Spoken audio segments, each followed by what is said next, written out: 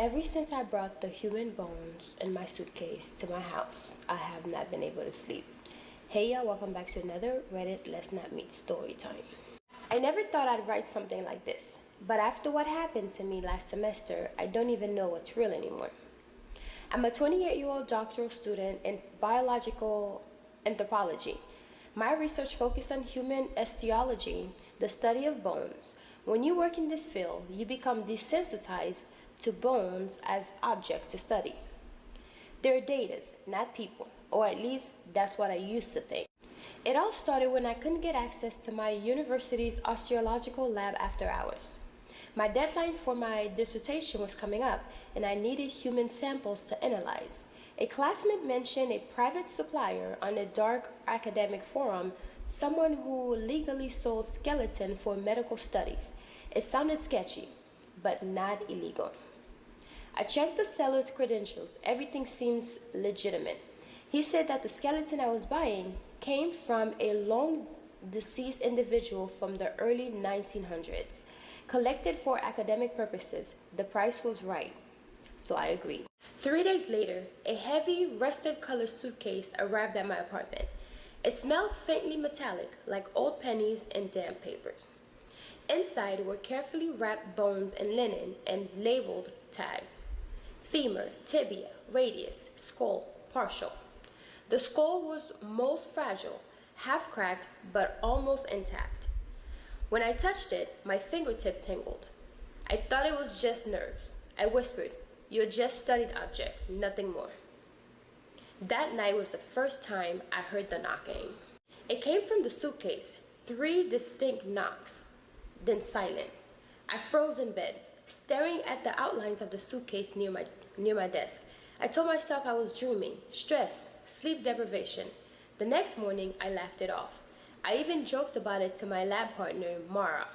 That night, the knock turned into whispers. At first, it was just faint air movements, like someone breathing in the corner. Then it formed into words. I swear I heard, open quote, "Return what you took," close quote.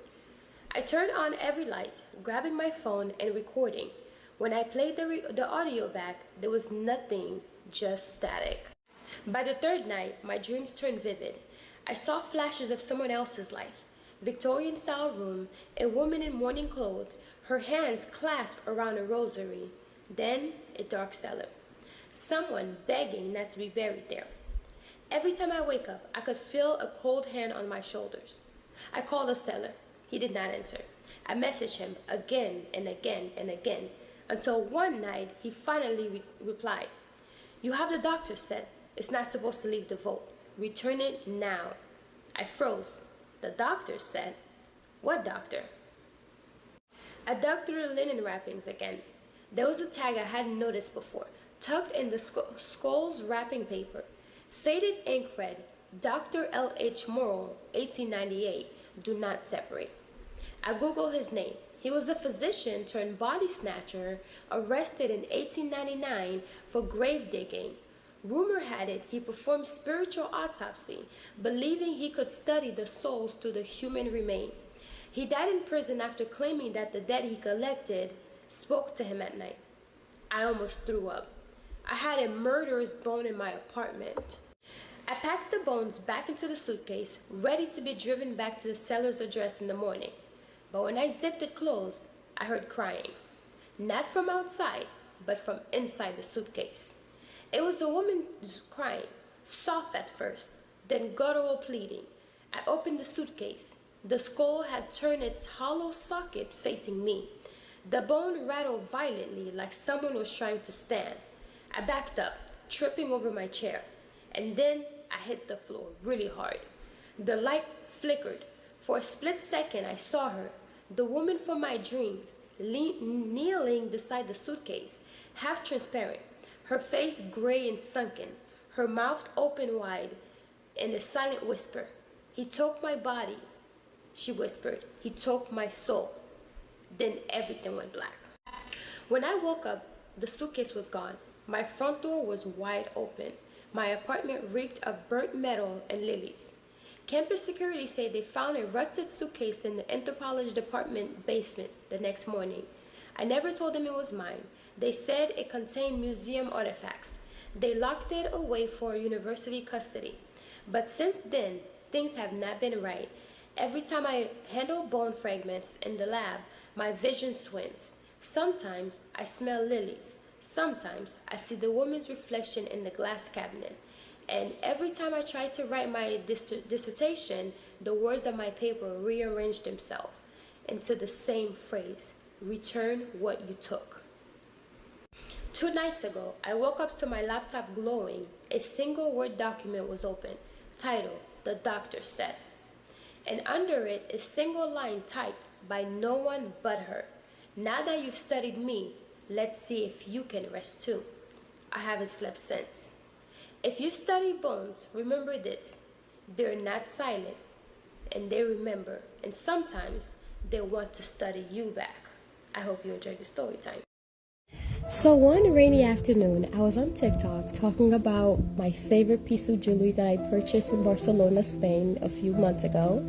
And I was talking about how I lost the piece that I love so much. So Eerie reached out to me and sent me 4 pieces of their jewelry. So Eerie is a Europe-based jewelry company. And when I tell you, I was pleasantly surprised at the quality of these pieces. I mean, as a jewelry girly, I can tell when a piece of jewelry is not great quality. So as soon as I opened my box, I was so shocked. And when I tell you, I try to capture every angle of the jewelry so you can see how beautiful they are. Timeless. And not only did they send me 4 pieces of jewelry, but they also gave me 60% off for anyone who would like to use my code Jenny to get 60% off some of, a piece of jewelry from Eerie. They are gorgeous, they are timeless, and the quality is amazing. They're going to be in conversational piece. I mean, people are going to ask you where you get your jewelry from. They are so beautiful, elegant, fashionable, lovely. I can't even describe them more. They're gorgeous. Don't walk, run to get your piece because you're getting 60% off. Use the code Jenny, that's JENNY, to get 60% off from this amazing, beautiful jewelry company, Eerie. Hey y'all, welcome back to All Things Jenny. I'm Jenny. Once again, I have found myself on the messy side of TikTok. Imagine your sister, your blood sister, is pregnant with your baby daddy's baby. So you're an aunt